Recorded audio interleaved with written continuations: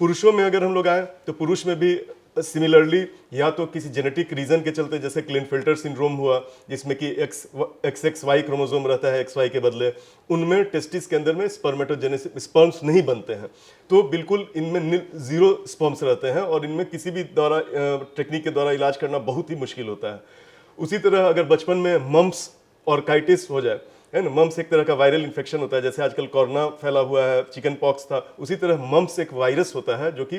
गला जिसमें फूल जाता है, बच्चों में होता है। तो यंग लड़कों में होने से मम्प्स बचपन में वो टेस्टिस को भी प्रभावित कर सकता है, टेस्टिस भी फूल जाते हैं और समय पे इलाज नहीं होने से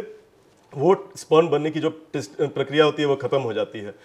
दूसरा एक और बहुत कॉमन कारण है जिसपे कि लोगों को ध्यान देना चाहिए, जो टेस्टिस होता है वो पुरुष में जब वो अपने माता के कोख में रहता है तो वो टेस्टिस उसके पेट के अंदर में रहता है, जैसे ओवरीज पेट के अंदर औरतों में रहती है। लेकिन जन्म के दौरान ये टेस्टिस जो है पेट से निकल के पुरुष में बाहर जो उसका थैला रहता है लिंग के नीचे, उसमें स्क्रोटम जिसको बोलते हैं, उसमें वो टेस्टिस गोलियां आ जाती हैं। तो अनडिसेंडेड टेस्टिस एक बहुत बड़ा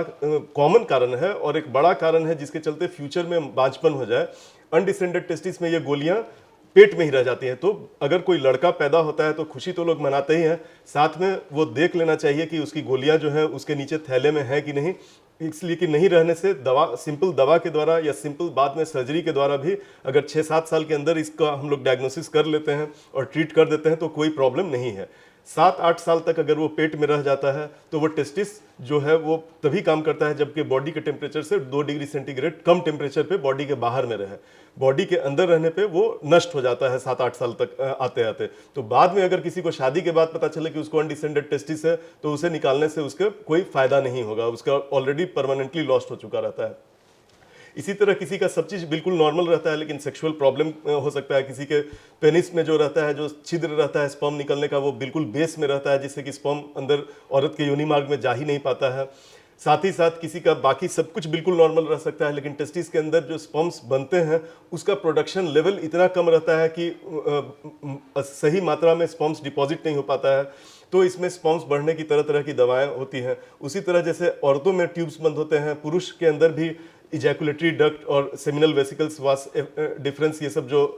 अलग अलग अंग रहते हैं, इसमें इन्फेक्शन होने के चलते या कभी कभी जन्मजात भी एब्सेंस सेमिनल वेसिकल्स जिससे कि